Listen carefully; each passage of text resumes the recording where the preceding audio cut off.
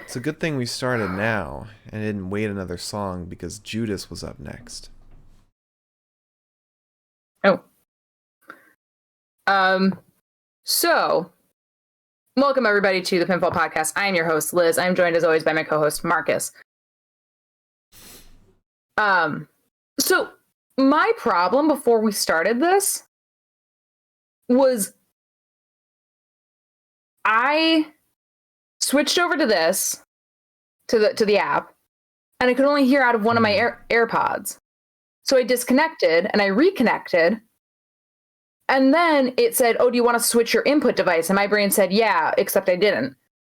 So I switched the microphone back to the microphone and it just said default AirPods number 2. And I was like, oh, that's me. Every time you talked, it was like this weird alien screechy, squeaky kind of noise, like metal grinding against itself. It was so fucking weird. Yeah. Is that your new language? Picking up after Pete's. It was the weirdest thing, and I had to. That's why I was looking confused and told you to wait. Well, this is Dynamite. Fucking AEW Dynamite. Happy Dynamite. Yeah, and this was a great show. This was a really great show until it wasn't. Until there were a lot of things that weren't good tonight. There were a lot of things that weren't good, but there were a lot of things that were great.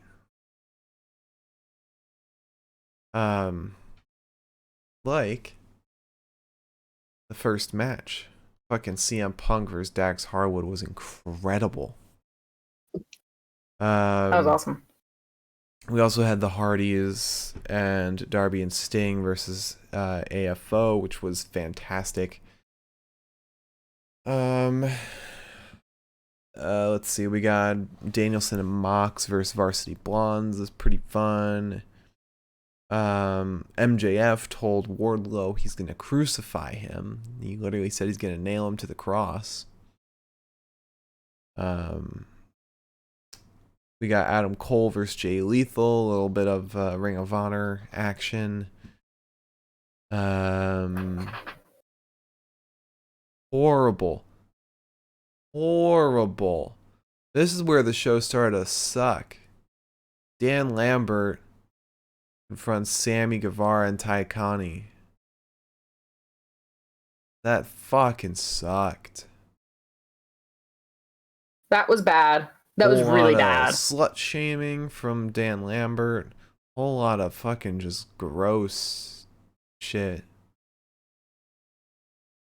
Shit that I just didn't need to hear. That Ty Conti and Ty and Sammy slept with the belt, basically. Yeah, that was a fucking very weird comment, and I was like, I would also feel weird being TNT Network. Like, wait, you did what with our logo? Like,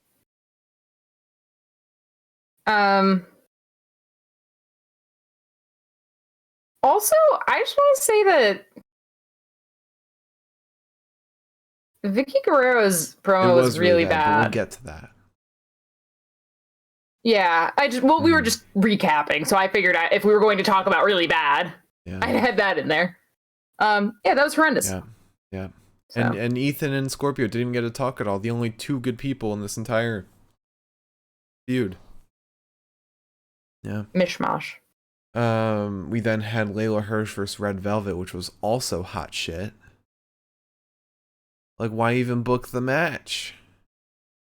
It's dog shit. Yep.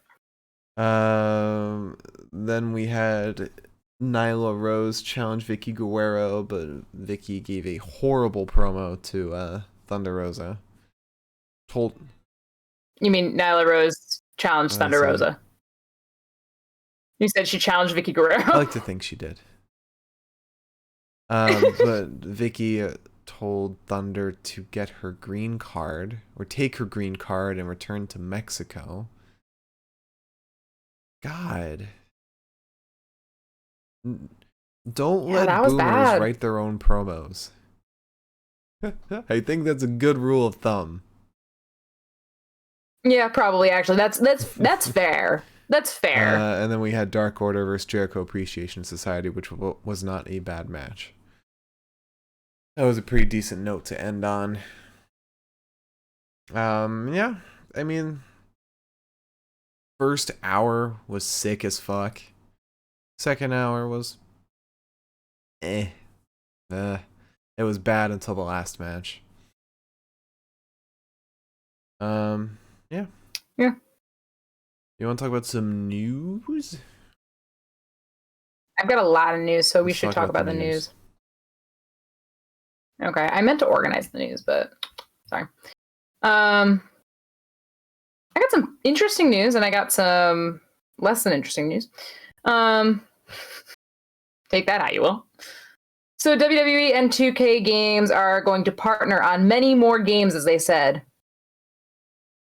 So I guess all those rumors that they weren't going to be partnering anymore is fake and should not be believed. What the story was prior was if 2K22 didn't do well, they would switch to partnering with EA.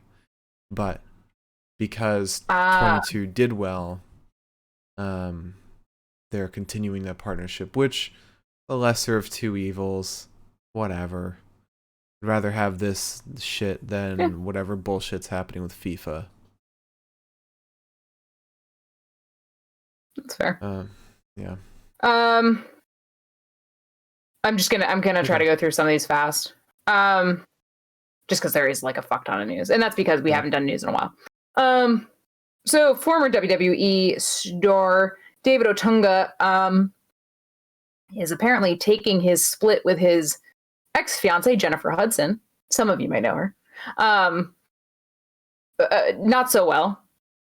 He is selling her engagement ring. Selling her.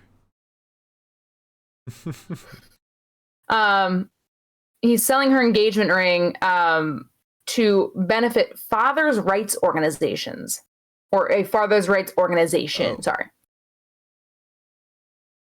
Yeah. The organization is called I Do Now I Don't.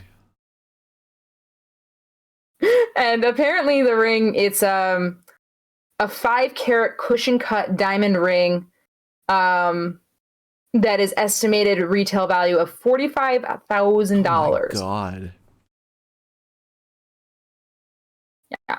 So glad to see he's handling it well. Jeez. Also, WrestleMania is going to be airing in select theaters. Fathom Events is going to bring WrestleMania to theaters, I think. I don't know exactly where they... Like, there's a whole... I'm sure there's ways to find out. But it's apparently across the United States. I thought that was just going to be in Texas, but it's apparently... That's cool. AEW does that too. Yeah. It's a lot of fun. I've heard good things about those shows. I'd love to do that.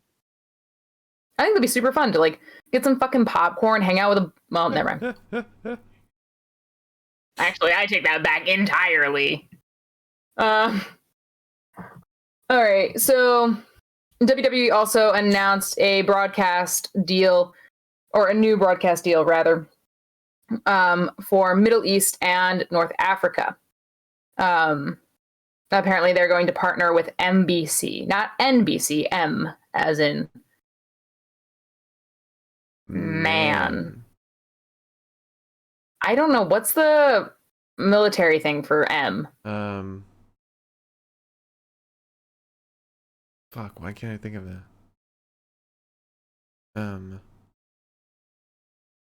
What the fuck? I can't remember it. Not Mario. Mike. It's Mike. Oh, because Oscar Mike. Mike.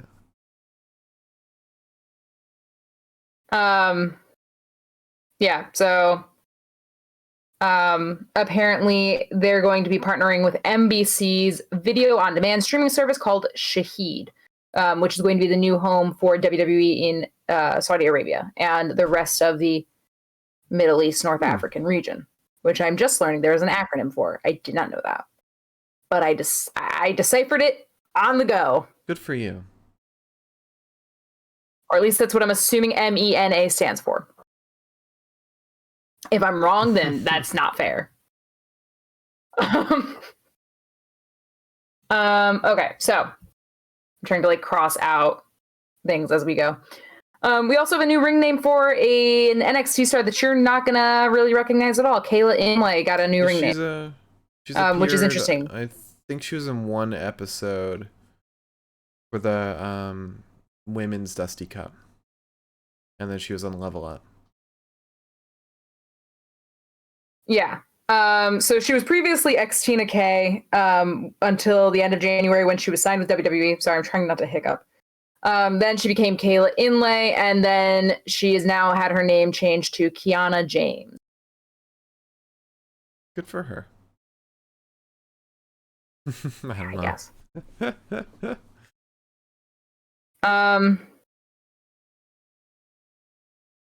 Also, Ronda Rousey has a minor injury going into WrestleMania. Apparently, she tore her... Now, it's not what you think it is, which I'm glad she explained what it is. Her labial frenulum. What?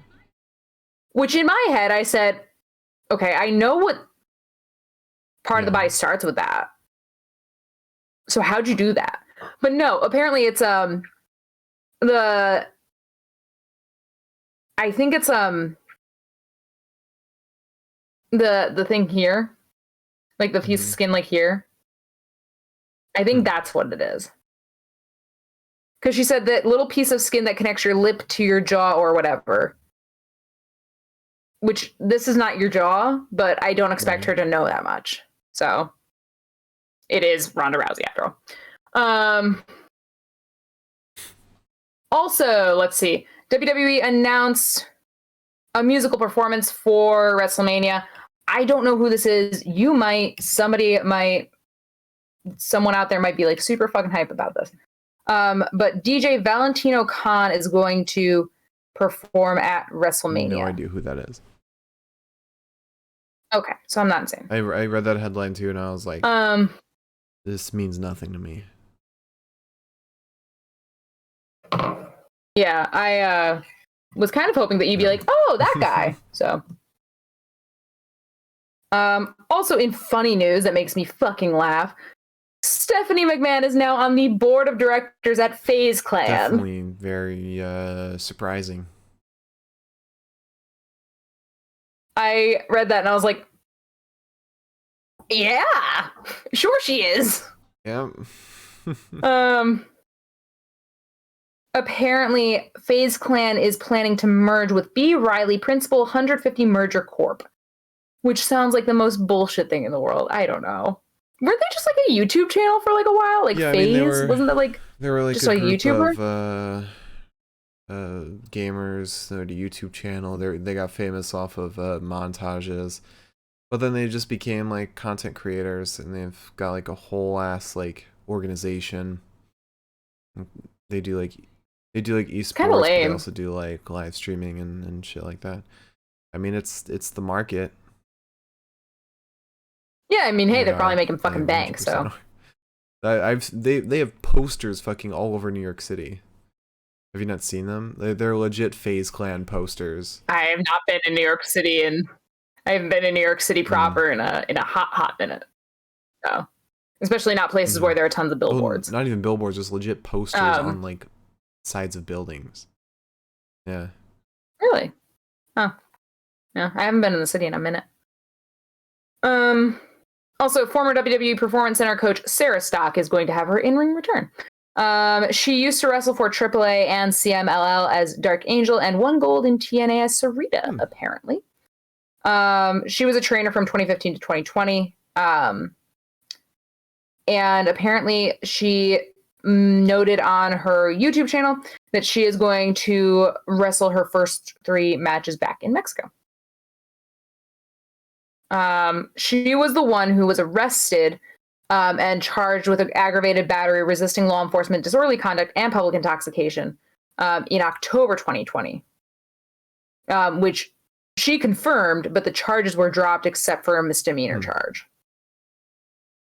So glad to see she's kind of gotten it together a little bit. God willing. Also interesting WWE news. Flash Morgan Webster's contract might be expiring. Apparently he's on a little a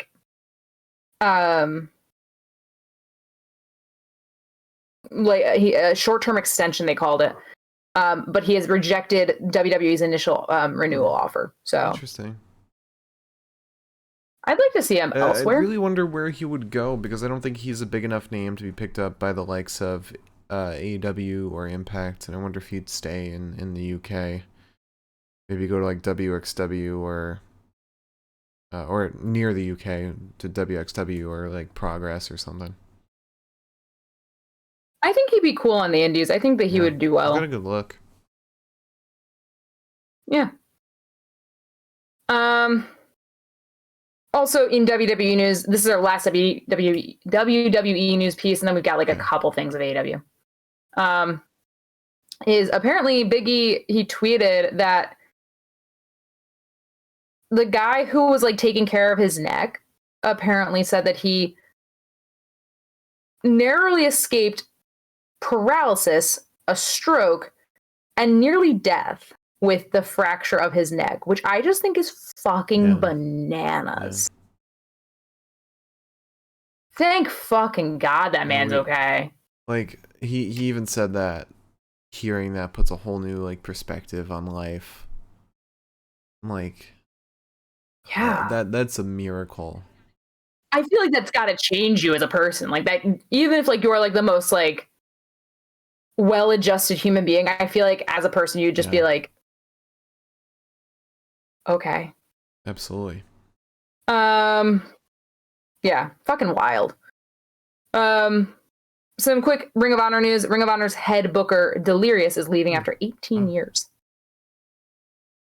Yeah. It seems to be kind of hot on the heels of Tony coming in and shaking things up. Will Tony Donay be the one booking? Or will he put someone else in charge? Like a Mr. Samoa Joe? It's possible. Now that Regal's off the table since he is managing. Or I guess he could do both. But we'll see. All right, some quick AEW news. Jake Atlas said that he is hoping for a miracle with his torn ACL. He said that it's going to be about 9 months before he can wrestle again. But he said, I'm trying my best to work, see if I can make a miracle happen. Man, fucking, it's rough. Jake Atlas has been through so much, and like just in the span of a couple months. I think luckily he's like so young. You know, he's got that going for him, but like, Jesus Christ.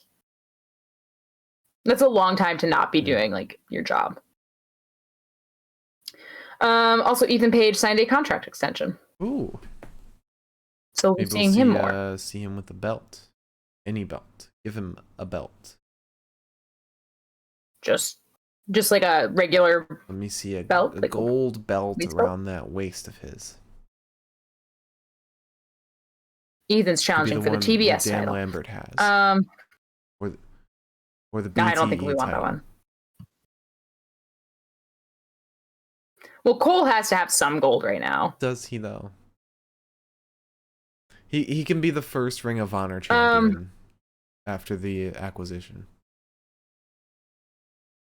He can beat Gresham. Yeah, there you go. Yeah. That'd be interesting. Okay. Also, we have news that the card for AAA's Triple Mania, Triple X, fucking funny. AAA's Triple Mania, Triple X show is going to have several current AEW stars. Apparently, that is going to include Penta. That is also going to include Ty Conti and Sammy Guevara. That's also going to include, actually, this is not AEW, but Laredo Kid is going to be there. Bandito is going to be there. The Young Bucks. Andrade is going to be there. Deonna Purrazzo is going to be there. Taya Valkyrie is going to be there. And Hio Del Vikingo and Rey Fenix are fighting the Young Bucks. So I guess Rey's back. At least it's on the card. Could be subject to change, but yeah, it'll be very cool to see the Bucks on AAA. Yeah. Last piece of news, most important piece of news, honestly. If anybody was wondering what happened to the show A Shot of Brandy, like what's its future going to be, I finally have news for you on that. The news is that I don't know if this is like supposed to be pronounced as a word or as an acronym. DIGA Studios is going to hopefully bring Shot of Brandy to television. They're looking into 30-minute episodes, and they're trying to take it to broadcasters and streamers. It's going to have Brandy cooking and chatting with celebrities and in and out of the wrestling ring. Well, you know what? So that's good for I hope Brandy. we're all excited. Yeah, give her something to fucking do, I guess. No one, no. Oh, well, I don't think we talked about the Cody news that he signed it. Like, he's penned a deal with WWE. Like, that deal is signed. Oh, I never even saw that news, honestly. They have signed a deal, and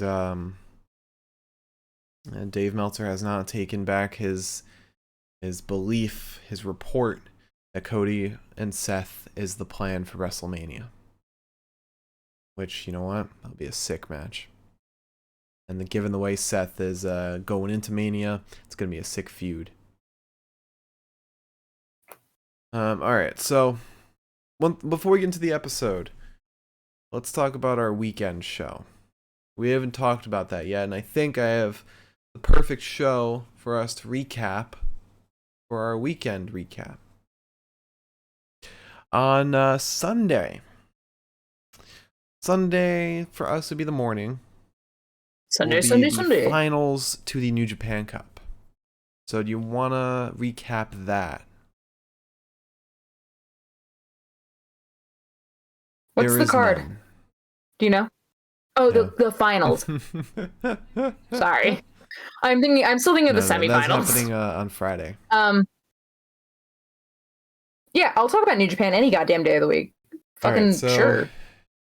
Gonna be weird to watch it without working out at the same time, but yeah, I'll do it. On Sunday, I guess you could work out while we watch it. I don't think it's gonna matter. Or, yeah. I've got to take notes, so I don't think that would really work out. You do work. It wouldn't work out. So you could take notes too. Maybe. We'll Sunday, see. March 27th, we'll be recapping the finals to the New Japan Cup 2022. We've made brackets for all this. Miriam said, "Let us use channel points to determine Liza's workout while you guys recap the show." Yeah, bike, push-ups, burpees, or weightlifting. I will never do a burpee for the rest of my life. Nobody can make me. Unless like somebody comes along and they're like, "We want you to be a pro wrestler, but in order to be a pro wrestler, you have to do burpees." I'd be like, "Fine, fuck it." But like that's the only time. All right, so look out for that. It might be a good show. It might not be. If it's not a good show, we'll rail into it. I think it'll be a fun show. Hopefully, if it's not a horrible show. Okada and Naito, or Okada and Ospreay again. I want everyone to know right now. First of all, if at any point we end up with Okada versus Shingo, Naito versus Shingo, or Okada winning, basically, if Zach doesn't win, I'm not fucking gonna be happy. That's where I'm gonna start that. Yeah. If Zach doesn't win, I'm gonna be pissed because I don't want to see a repeat match. It makes me crazy. Okada, honestly. That'd be All right. So you want to talk about tonight's Dynamite? Quickly, I want to talk about the fact that I have 4 drinks today. Cool. I have sparkling water. I have a sip of espresso. I have pineapple juice. And I have this, which I'm about to open. It's an adaptogenic, adaptonic immunity tonic with strawberry and holy basil. That's what they call me. They call you holy basil? I've got an empty mug of coffee and an empty water bottle here. Probably should have filled up my water bottle. Anyway, Dynamite. Let's recap tonight's Dynamite.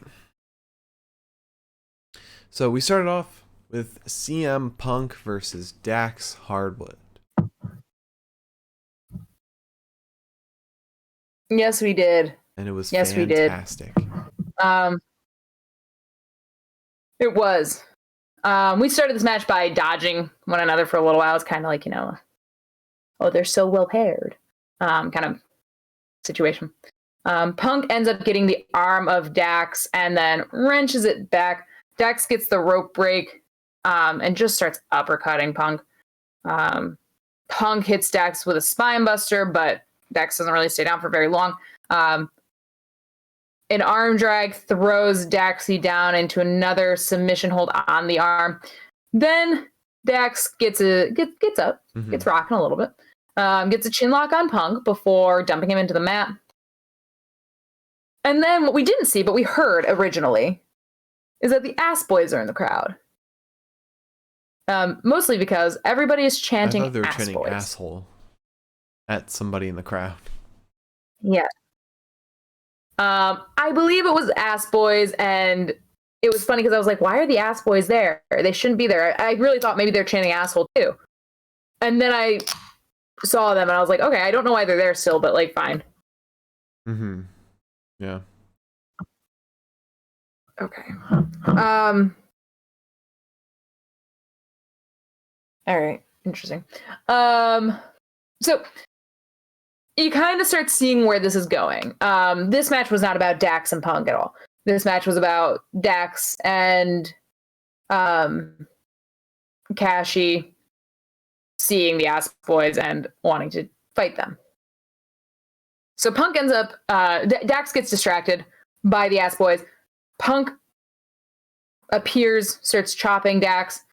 Harwood then goes up top, flies with an elbow, but Punk rolls away. We start exchanging blows. There's a leg drop on Dax, and then Punk goes up top, and he's stopped by Dax, who chops the hell out of his chest. He wants the superplex, but Punk stays put. He tosses Dax down. He goes up top again, but Dax shakes the ropes. Dax goes up top again. He hits the superplex to Punk. Then he gets the diving headbutt. Punk loads Dax out, who then loads Punk out overhead. And at this point, who I don't think he walked out with him, but did Cash just like appear? Yeah, he kind of just ran out. Also, Dax missed the flying headbutt. Yeah. Did he miss the flying headbutt? I thought he got it. He just hit the floor. Oh. Because I remember that happened with the elbow. The flying headbutt, he crashed. Yeah, I remember that. I'm gonna disagree with you, but that's vividly. Fine. I know, but I remember it vividly as well. I guess we'll have to wait for a third party to confirm in the chat. Well, that happens. Cash is here, so we get a crossbody off the crossbody off the top buckle. Dax goes for like a figure 4 on Punk, but like does not get it at all in the slightest. What did it was go weird. For? The figure 4. Oh, the sharpshooter. Yeah, yes, he couldn't get the legs right. That was weird. I thought of that as a storytelling thing, where he's like trying to live up to Bret Hart. but also realizing that that's a tough fucking move until Daniel Garcia does it his first try later.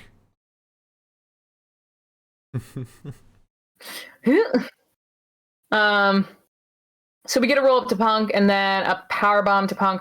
Punk goes for the GTS, but it's countered. Then Dax does get the sharpshooter. Manages that. Good for him. But it's not enough. Punk gets out of it. We get an arm submission to tap Daxie out, unfortunately. Yes. But still, fantastic match. And the Ass Boys were arguing with FTR after the match, leading to a match next week between them. And they specifically said with Billy Gunn at ringside. And I wonder if that means we'll get an appearance from Bret Hart. Or Tully. Or Tully and Bret. I just want to see Bret Hart on AEW TV managing FTR, because that'd be fucking awesome.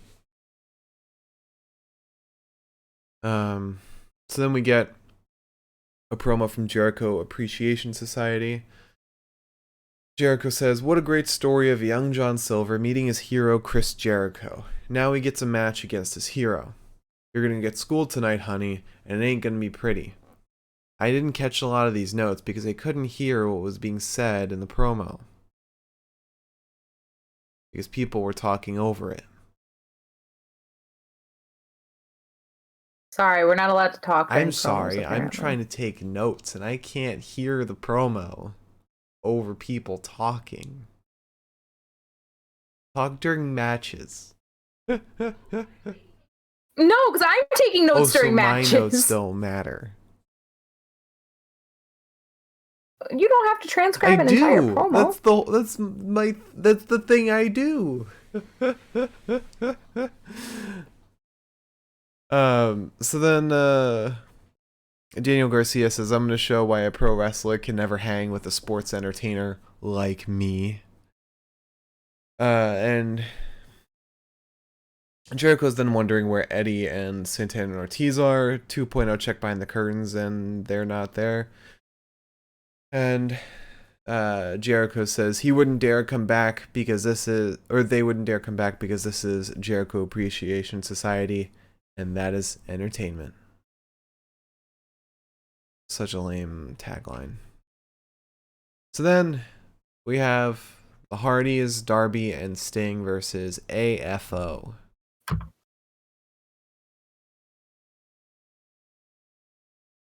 All I want is to see Butcher beat the shit out of Darby maybe 10 more times, given the opportunity. Didn't quite realize this was Tornado Tag at first. I was like, I'm not taking notes on this shit. And then I realized I had to take notes on this shit, and I was like, oh no! Darby ends up diving onto Butcher off the ring, and then Sting nearly fucking eats shit, going to dive onto the rest of the AHO,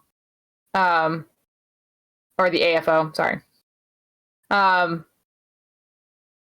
Which I thought was kind of horrifying. I didn't like watching Sting go up top and then like teeter. I was like, ugh.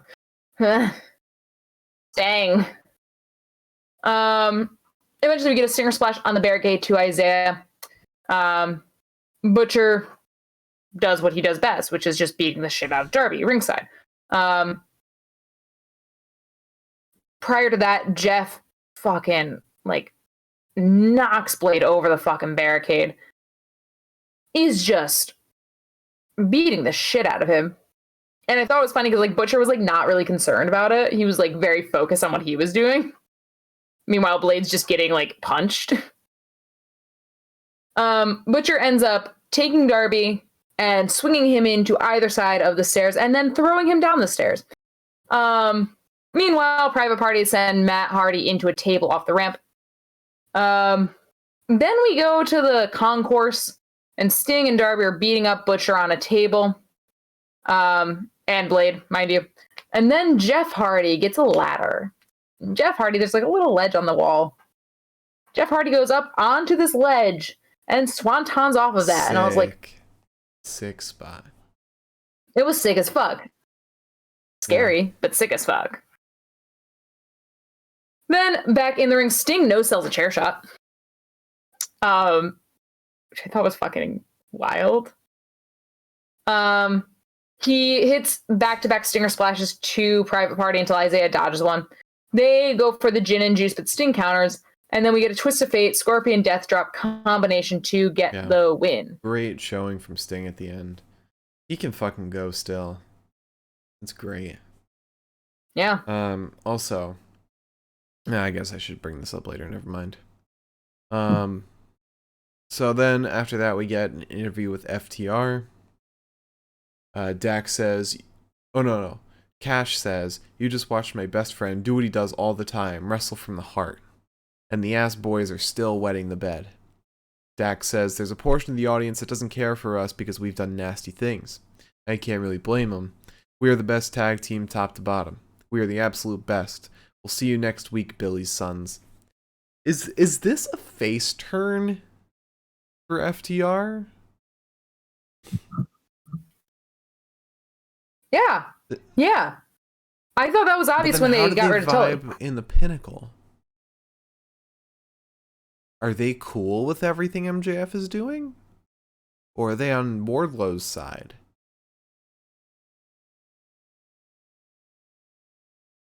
Maybe they're on Wardlow's side and like that we get FTR versus Shawn and MJF. I mean, maybe like Tully was like the thing that like kept them technically in the Pinnacle. No, because MJF said FTR like will be joining them or they're in action next week. Like they're still associated, according to MJF. But I don't know about according to FTR. Yeah, I wonder if we'll ever get closure on that. If they're still being name dropped in Pinnacle stuff, I'm sure they will be. Okay, so then we get Bryan Danielson and Jon Moxley versus the Varsity Blondes. And we have a new tag team name for Mox and Danielson. The Blackpool Combat Club.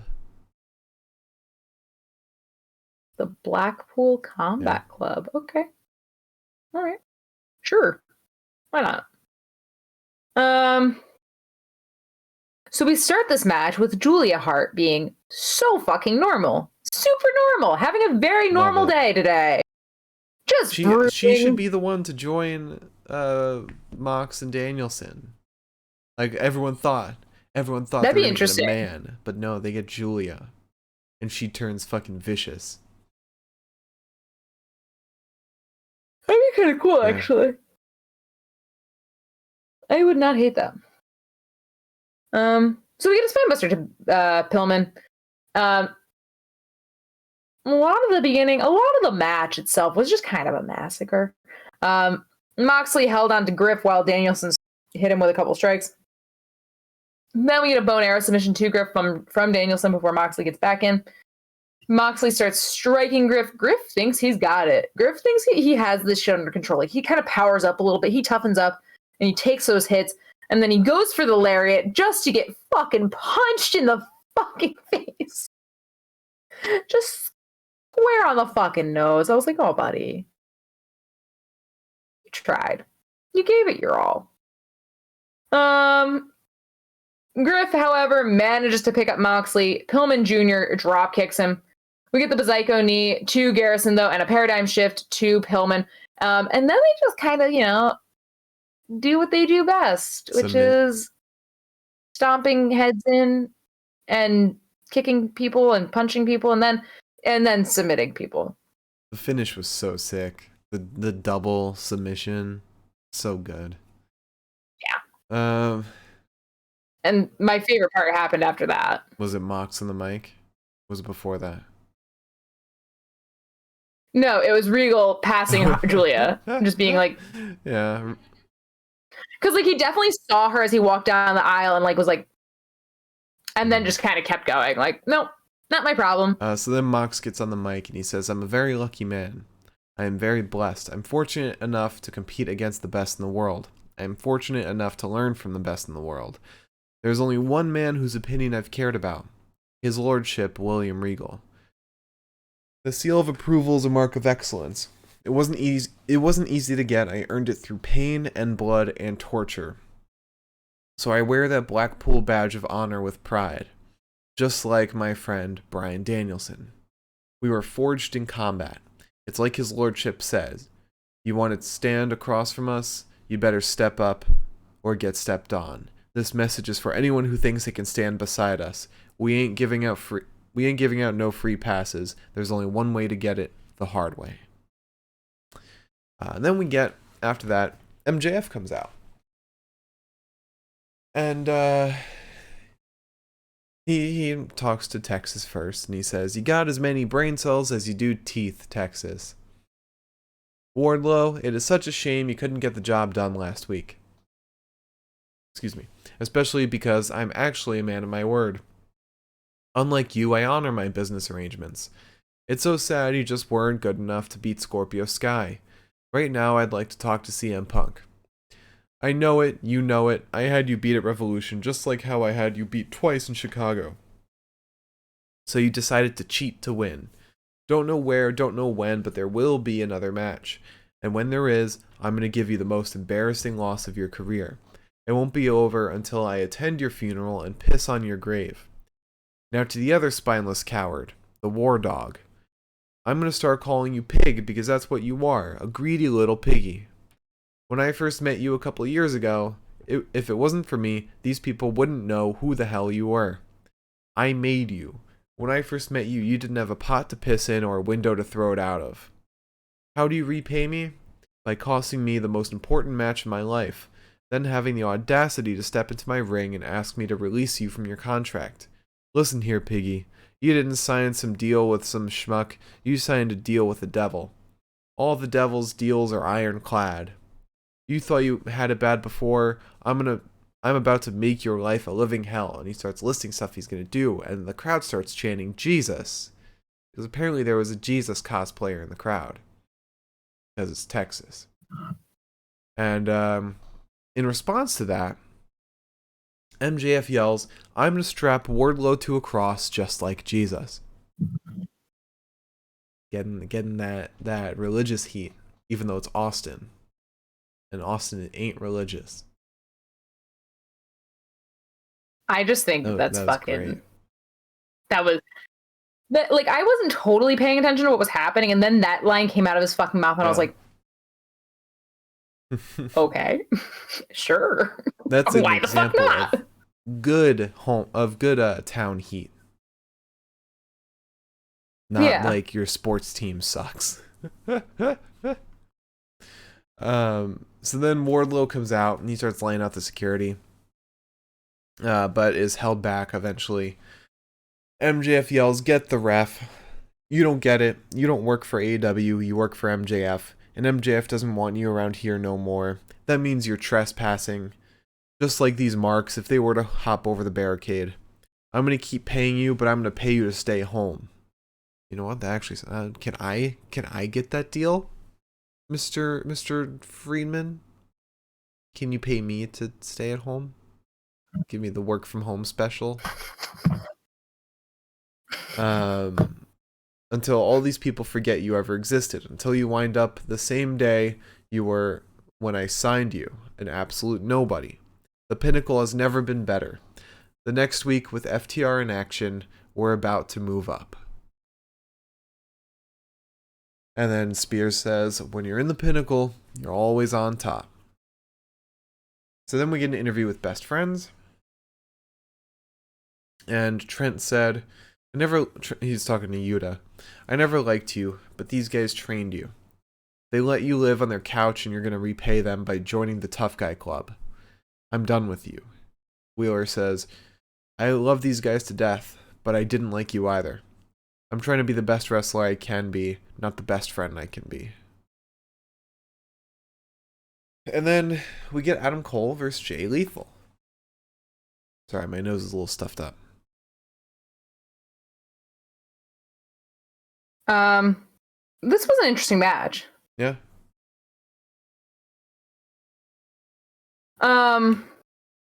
So Cole looked a little wobbly here.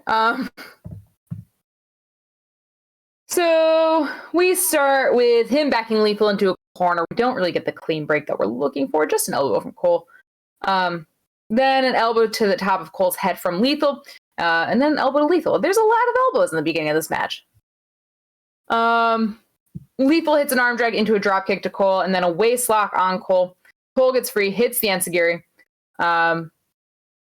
Doesn't really matter. Lethal gets this like DDT combination onto Cole. However, he goes for a leaping enziguri, but Cole ducks.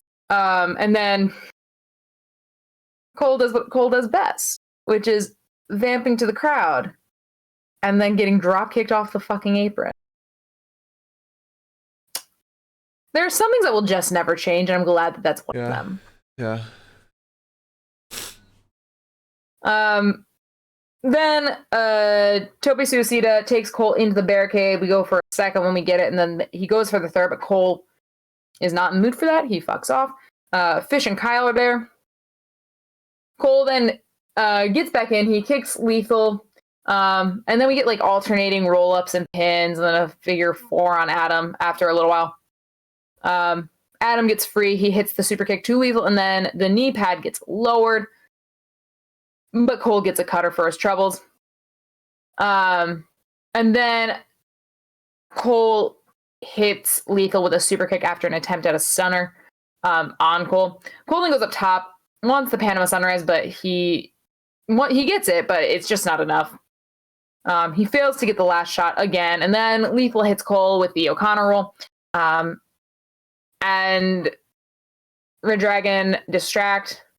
Cole gets the low blow on Lethal and then hits the last shot to win the match. Yeah. Yeah. And then he gets on the mic. And he says, "There's nobody who deserves the AEW title more than me. Hangman, he stole my victory at Revolution. 2 of the last 3 matches we had, I won. When I was pinning Jungle Boy, I saw fear because Hangman knows he's looking at the man who's going to take his title. Adam Page caught lightning in a bottle at Revolution, and I'm going to shove that bottle up your ass. Because I am a winner. I bring the fight. Your world champion, he's a coward. He doesn't have the guts to come out here." And then Hangman comes out there. He smacks Cole and Red Dragon with his belt. Whips him with his belt. But Cole then delivers a low blow to Page. And a beatdown ensues. But then Jurassic Express come out to help. And Red Dragon and Cole are chased out. Then we get a video package for Lance Archer versus Dustin Rhodes, which will be happening on Rampage. That's going to be sick. That's going to be awesome. And then, unfortunately, we get Sammy Guevara and Ty Conti in the ring. And this is where it all falls apart, more or less. Right here. So, Sammy Guevara says, 3 weeks ago, I lost the TNT title, but it is what it is. I don't have the title, but I still have this ring. I will do something so crazy that it will make you people chant, holy shit. And the crowd starts chanting, holy shit. I'm like, you didn't do anything, guys. At first, I thought they weren't going to, and I was going to be like, this is even better. He said, I've heard it my entire career. The bums will catch up to me. It's worth it, baby. Ty says, now we want payback. She said something in Portuguese, or I think it was Portuguese. Okay. It was, I believe, Portuguese. Sammy is about to translate, but Ty says, nope, I can translate. Paige, you're going to get your ass kicked just like you did your whole fighting career. And I was like, it's a good retort. Good insult. Fine. Good way to end the promo. And then Dan Lambert comes out and ruins it. Oh, and Sammy before that says, enough talking, Ty and me versus any of you 2 idiots. And Dan Lambert comes out and says, let me give you the lay of the land. On our side, Ethan Page. The only thing Canada has gotten right. Paige Van Zandt. the best recent signing in AEW. And the champ Scorpio Sky, who hasn't lost a match since Tony Khan hit puberty last year. Now on your side, Tiny Tim. Do you want to give this insult? I don't feel right saying it myself.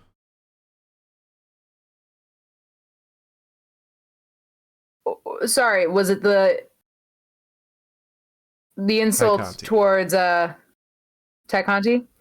Why, yes. I would love to reiterate the horribly misogynistic joke that Dan Lambert made in calling Ty Conti Lucha Horus, which is horrible in and of itself, but also my brain immediately was just like Ray Horus. Ray Horus comes out, debuts for Dan Lambert. I was like, my brain really did not connect it immediately, and I was like, what? And then I was like, oh, I'm fucking stupid. Yeah. I guess some people do need things spelled out for them. The shaming continues from Dan Lambert. It's like he sees a woman and he's like, I literally don't know what else to call you besides a slut, a whore, or a bitch. And it's like, Dan, these women are talented and wrestlers, and there's so many insults that you could come up with about their wrestling talent or something like that. Look at MJF. He comes up with a brand new insult every week that's creative. He literally said that he was going to crucify Wardlow. There's something you could do, I'm sure, that is not horrible, Dan. Literally on the spot. And fucking Dan Lambert's out here just slinging the same slut-shaming jokes. Like, dude, we get it. You want to be a piece of shit heel. But think of who you're representing. Your terrible insults and misogyny bring down Ethan Page and Scorpio Sky. Be more creative. Because these guys are fucking top of the world. Even Paige Van Zandt has got so much potential in AEW. Do better. My God. Like, anyway. Dan then says, we won't stay on top looking back at the bodies we buried. That was a pretty cool line. So do you have any interest in giving these guys back what they've been looking for? And Scorpio and Ethan turn away. And Dan says, so you can kiss that match goodbye. And he kisses the belt. And then Sammy says, I know we've been living in your head, but if only you knew what we did while wearing that belt, we live in your mouth too. Like, that's fucking... I mean, I get match gross with gross. Because Dan was being gross. But, like, I don't want to hear that. No one wants to hear that shit. Yeah, no. I'd rather watch India and Persia make out with Duke and Dexter again. Now, I don't want anyone to have that belt. And nasty. Rusev should have won the fuck... Or, did I say Rusev? Miro should have won a fucking belt. My God, I'm living in fucking 2018 over here. Woo! Yeah, Dan Lambert years. So then we get a video package for Ricky Starks and Swerve, which will be for the FTW belt on Rampage. That is gonna be amazing. That's gonna be sick as fuck. And then we got Layla Hirsch versus Red Velvet. I wanna like this fucking feud because it's a women's feud that has nothing to do with a title. But Layla Hirsch is giving a good resume for House of Torture. She's gonna start dating Sho next because they both love wrenches.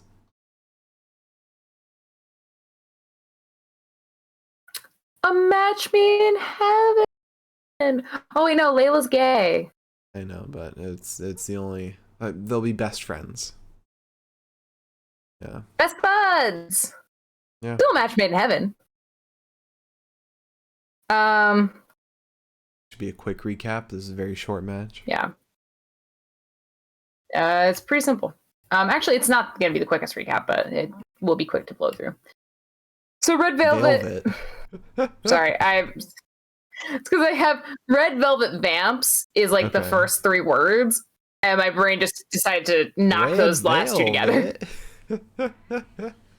Rad Velvet. So Red Velvet vamps during her walkout, only to get kicked really hard by Layla. We get some slugging blows to Velvet ringside, and then Velvet whips Layla into the barricade, and then the opposite side. We get a Hurricane Rana to Layla ringside, and then the bell finally rings because the bell has not rung yet. At this time, there's a boot to the jaw of Layla, and then a standing moonsault press onto Hirsch into a gut wrench on Velvet. Hirsch turns it right around immediately. We go to commercial, and the whole commercial break is just Layla fucking beating the shit out of Red Velvet, like merciless. Red Velvet's fucking exhausted at this point. She gets her energy back for some double knees to the back of Hirsch, and then hits the Iconoclast off the top buckle. Then she gets the corkscrew kick to Hirsch, who rolls out to the apron before Red Velvet can cover. Red Velvet goes to like pull her while like leaning over the ropes, which is a stupid idea anyways, and then gets hung up against the ropes by Hirsch. Hirsch then gets the turnbuckle, which as she goes to swing on Red Velvet, Bryce sees her and is like, hey, stop, you can't do that. And then apparently Hirsch had another turnbuckle in her trunks and uses that to hit Red Velvet. Yep. So stupid. So stupid. And I don't know. Fucking. I mean, this should have been done already, but Statlander versus Hirsch, no DQ or something. Like, come on. That'd be a really good match if it's not 5 minutes long. But I feel like this should have been wrapped up already. As they mentioned on commentary, this feud has been happening since Christmas. Yep. So, anyway, after that, we had an interview with Jade Cargill. Mark Sterling said, "We're not here to talk about Jade's opponent." Jade says, "We're talking about my huge celebration. We need money falling from the ceiling, green Lamborghinis, so much better than Thunder Rosa. We need fine exotic dancers. What am I gonna wear? I need green trim." And then she looks at Tony Schiavone and just says, "Tony, cut the shit." And then they walk out. Tony's just like, sure, I guess. If Jade Cargill told me to cut the shit, I'd fucking cut that shit quicker than the Flash. So then we got Thunder Rosa coming out to talk with Tony. And Vickie Guerrero comes out immediately, yelling, "Excuse me! Excuse me!" She said, "Rosa, you may think of yourself as a leader." But then the crowd starts yelling at her. She says, "Excuse me." She says, "Don't insult my state. You can take your green card, start the backstroke, and return to Mexico." That's a fucking horrible fucking comment, first of all. Second of all,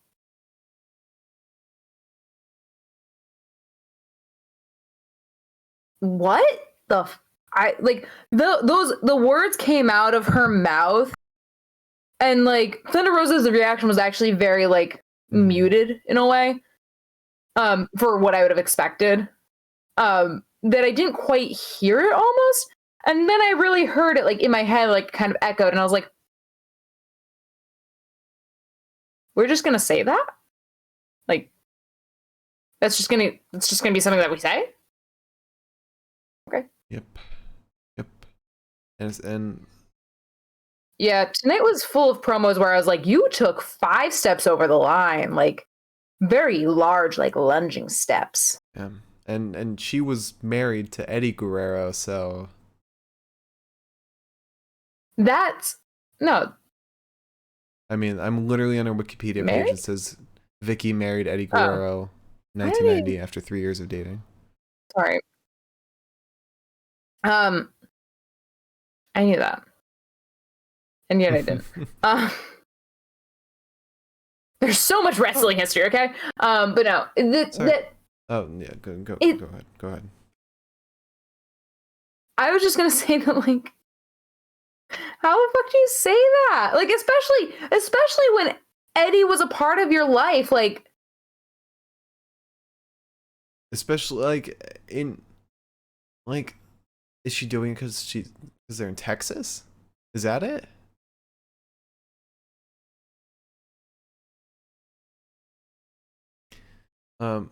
Fun fact: Eddie and Vickie's daughter, one of their daughters, is married to Aiden English or Matthew Raywall. So Raywall is Vickie's son-in-law.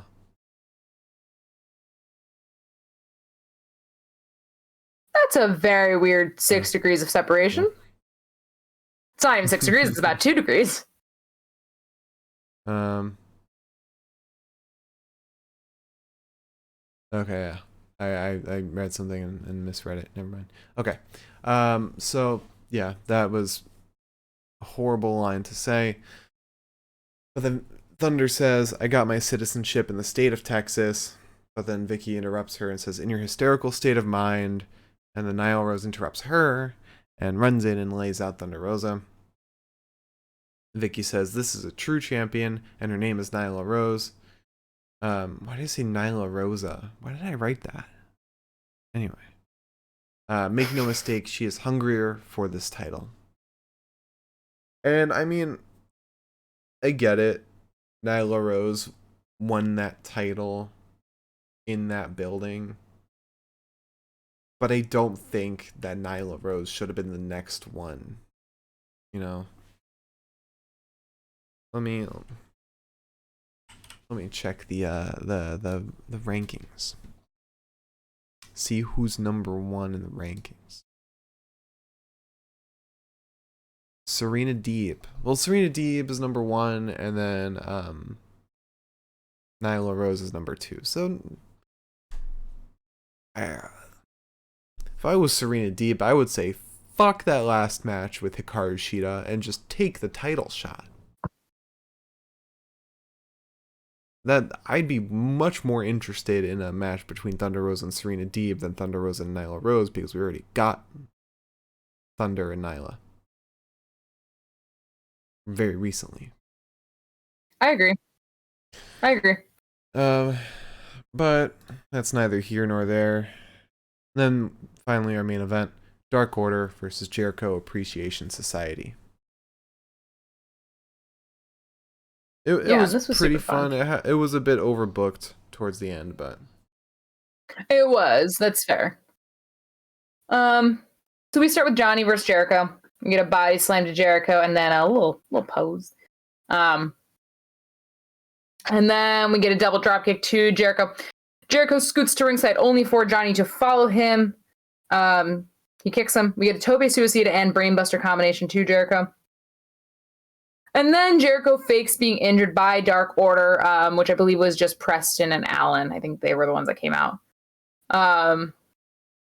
And this gets them kicked out. So then we get a knee to the back of Alex Reynolds' head while he's against the ropes. However, Silver clotheslines Jericho, hits him with a flapjack.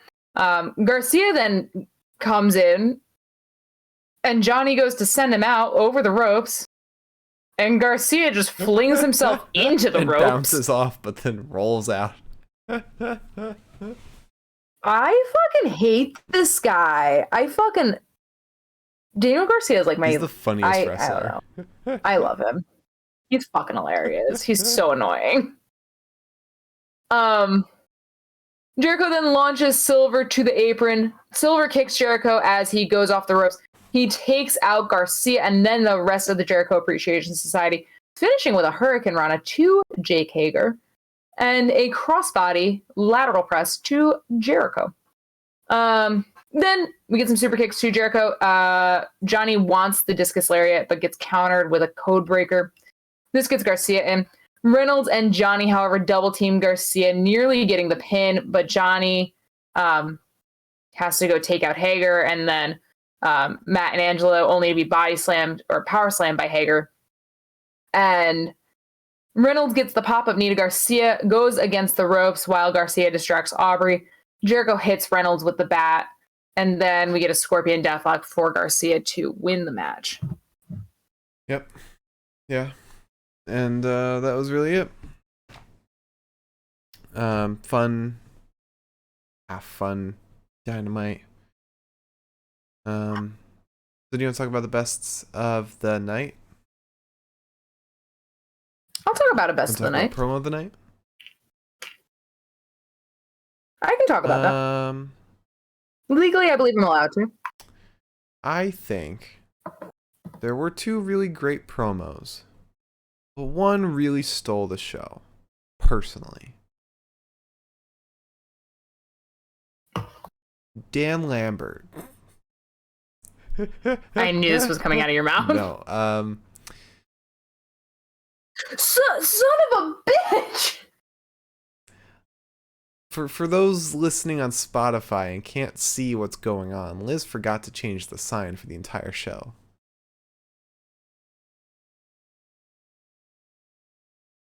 So, I want to give a shout out to Jade's interview because that was very fun. Moxley's promo was great and very much from the heart, but I think MJF stole the show, as always. You agree? Okay. Yeah. How could I not? All right, let's talk about Wrestler of the Night, shall we? And yes, I forgot to mention, if you have a question for our question segment, leave it in the chat right now, and we'll answer it after the bests of the night. If you're watching on YouTube, leave a comment, and we'll get to it in the next episode. If you're listening on Spotify, join us at twitch.tv/The Pinfall Podcast to talk to us live. All right, Wrestler of the Night. Let's see. Let me give you 3 choices. All right. We have 4 choices. Ready? Oh. CM Punk, Dax Harwood, Sting, and John Silver.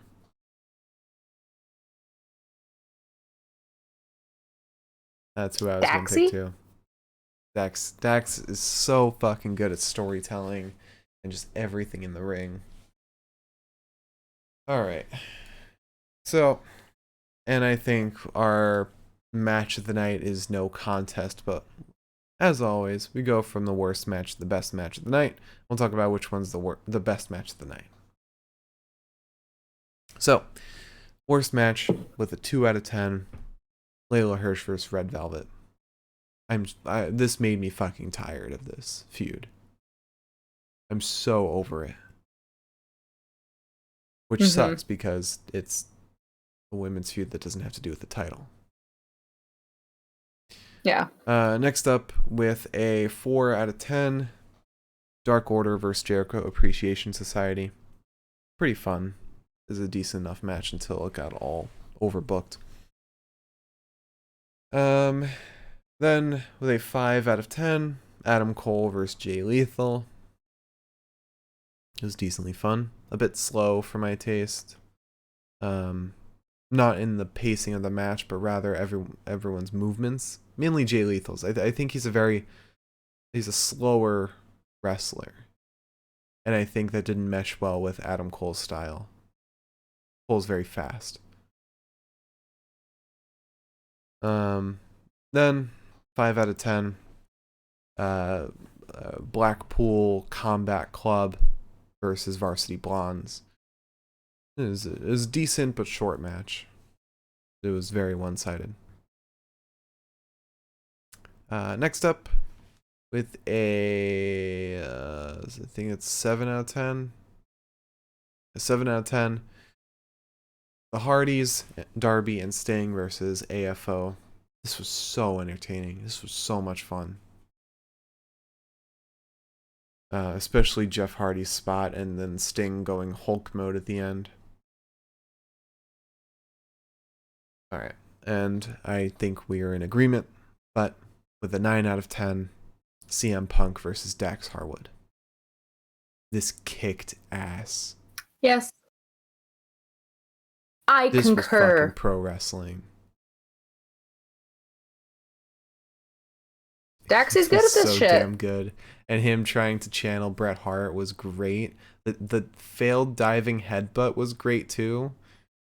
It's like it tells the story of him not being able to live up to those he idolizes, but still like tries very hard. And I think next week we'll see the result of that. I'm hoping. Yeah, I'm looking forward to seeing more FTR tag matches. I'm glad that it seems like they're kind of getting more. Yeah, more non-title feuds, which is great because those guys are amazing storytellers. All right, so run it back. Promo of the night: MJF crucifies Wardlow. Wrestler of the night: Dax Harwood. Match of the night: CM Punk versus Dax Harwood. All right, you want to answer some questions? I'll answer a question. Pull up the YouTube real quick so that we can see if there's any questions on there. I would love to. Let's see. Do we have any questions on the YouTube? Give me 1 second. My laptop's being a little slow. Aren't we all? All right, let's see. So we got a question from Miriam in the chat. And we got 2 questions. Let's answer one from Milam, and then we'll do Miriam's, and then we'll do the other one from Milam. And then Miriam, if you have another question, you're more than welcome to ask it. Okay, so this first one's easy. Who do you think are the top 3 women wrestlers in AEW? Mine would be Thunder Rosa 1, Britt Baker 2, and Chris Stylander 3. Ooh. I do love power ranking. I feel like Thunder Rosa is definitely number 1.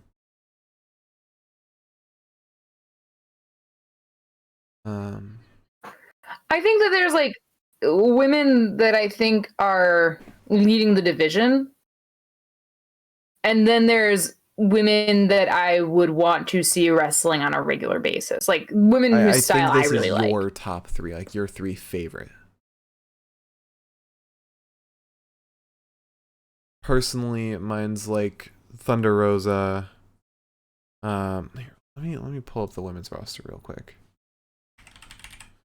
They can't remember for the life of me everyone's names.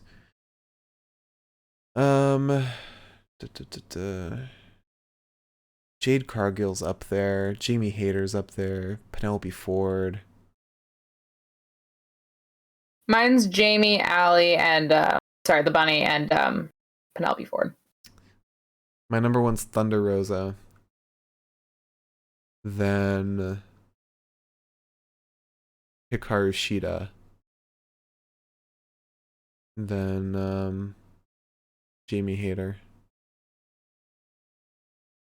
I think. No, actually, instead of Jamie, Chris Stylander. Okay, that's fair. All right. And then Miriam asked, if you were a heel and had to generate heat from a crowd, what would be your tactic? Because I personally like your sports team is trash. It's kind of overused.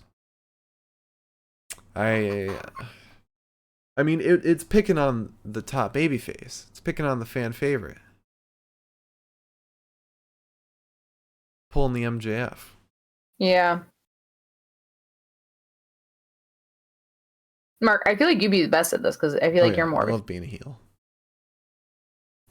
I know you do. It's like, I think if I'm gonna get heat, I'm just gonna attack somebody. That's the. Like I feel like you attack the fan favorite mid their promo. Yeah. Rip someone's sign. Love that shit. Ooh, I'd always. I know that's kind of like part of the wrestling thing, but like that always makes me like. Ooh. Yeah, I'd probably like. It's always attacking the fan favorite. You always go after the wrestler, not really the crowd, or you do both like MJF does. Yeah, it's like it's either the hometown hero, like when MJF went after Brian Pillman Jr., or just the top baby face. Or it could be like Adam Cole and just low blow. I do love a good low blow. That is one of those like little things where I'm like, it's especially because it doesn't count for women. Ooh, So. actually, the best thing for me that I would do is probably like if I was in a tag team previously, or like basically shit on all of like my history. Like all my tag team partners were shit. I was the best, you know, stuff like that. Like basically, like if Drew McIntyre turned around and was like, 3MB was fucking terrible. Sheamus was a horrible friend. Stuff like that. Just like kind of shit on your own past. Yeah, I think that's fair. Like everything that got you to the point where you are now. When you were a babyface, shit talk that. All right, so then Milam asked if you could see Steve Austin fight someone from AEW, who do you think he'd match up with the best? Sting.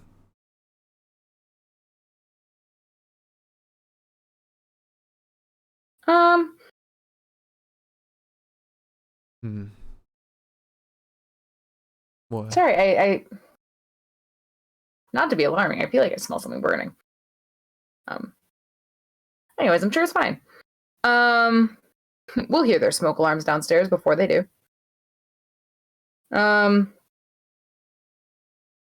Good opponent for Stone Cold from AEW.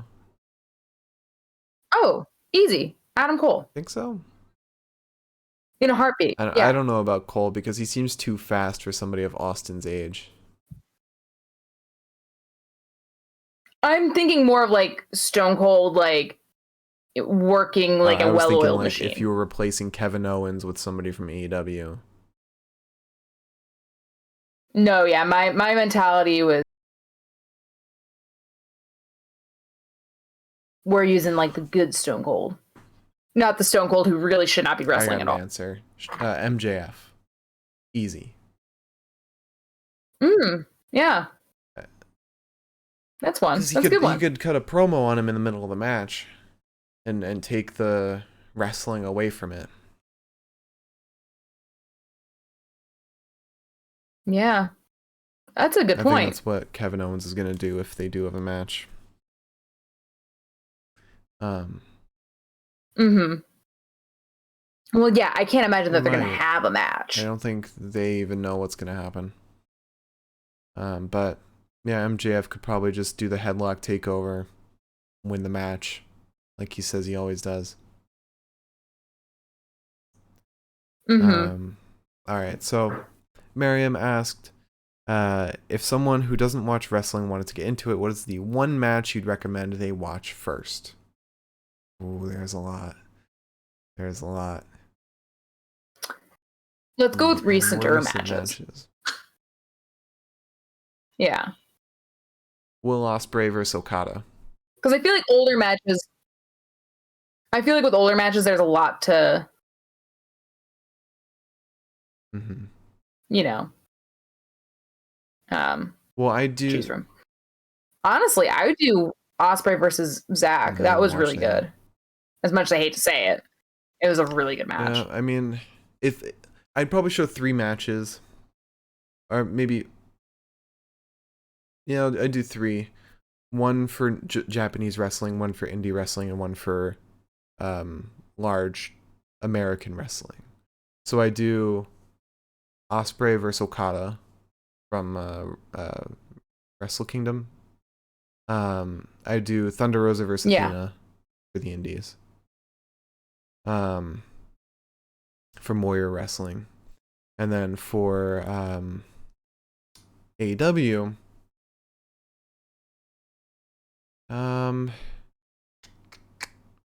let's see. I'd probably go with I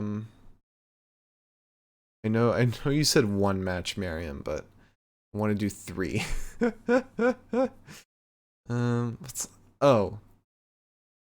Kind of get sneak death matches in there.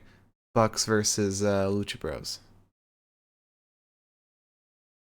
I might do that, or the dog collar match with Punk and MJF. That's a good match, but I feel like that wouldn't be good to show a first timer. It's gotten a lot of people into wrestling, apparently. Yeah. Okay. But yeah, I mean, I really thought that and I guess I'm biased, so I might say Zack versus Ospreay, but I thought that was a really wicked match. I'm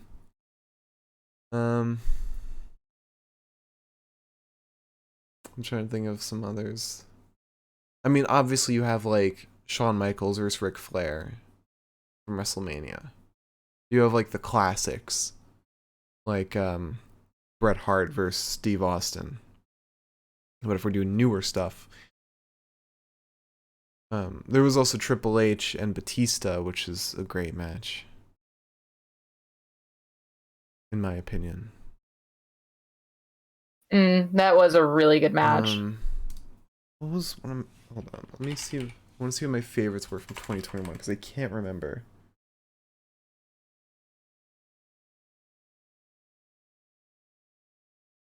There's a part of me that's just like, should I be nervous that I'm the only one smelling this burning smell?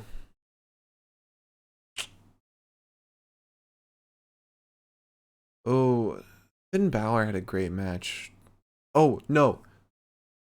No, the one match to show somebody is Johnny Gargano versus Adam Cole, Steel Cage.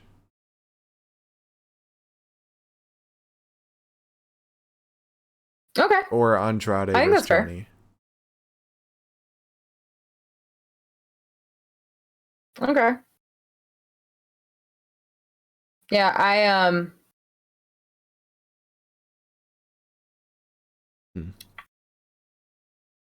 I think maybe also there's argument for DX versus Brothers of Destruction. People fucking hate that match. Like, the majority I've heard. Really? I love that match. Is it's terrible.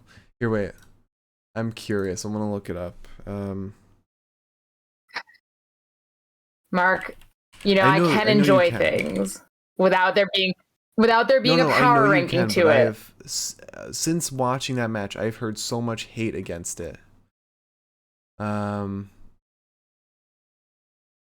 see what there's some Crown Jewel, right? Yep. Oh. What Crown Jewel is that?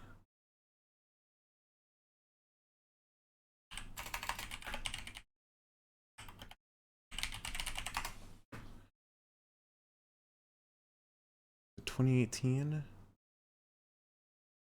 Yes. That has on Cage Match, at least. It has a 0.69 rating with 74 votes, which is a low number. Okay. I was just surprised because I didn't dislike the match. I didn't. Oh, you could also show Brock Lesnar versus Daniel Bryan. You want to show somebody how good Daniel Bryan is. Drew Gulak versus Daniel Bryan.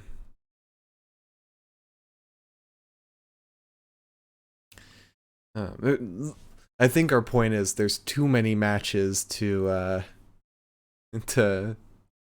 to give one to show somebody. It would be like we're sitting down and watching all these great matches in history.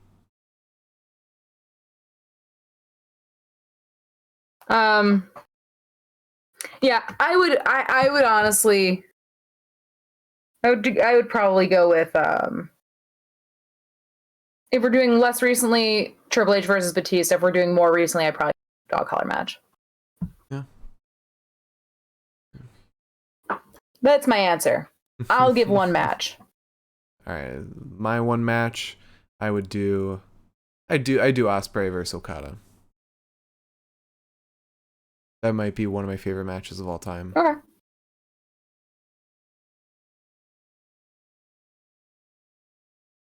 All right. Well, that's all the questions we got. Liz, would you like to close out the show?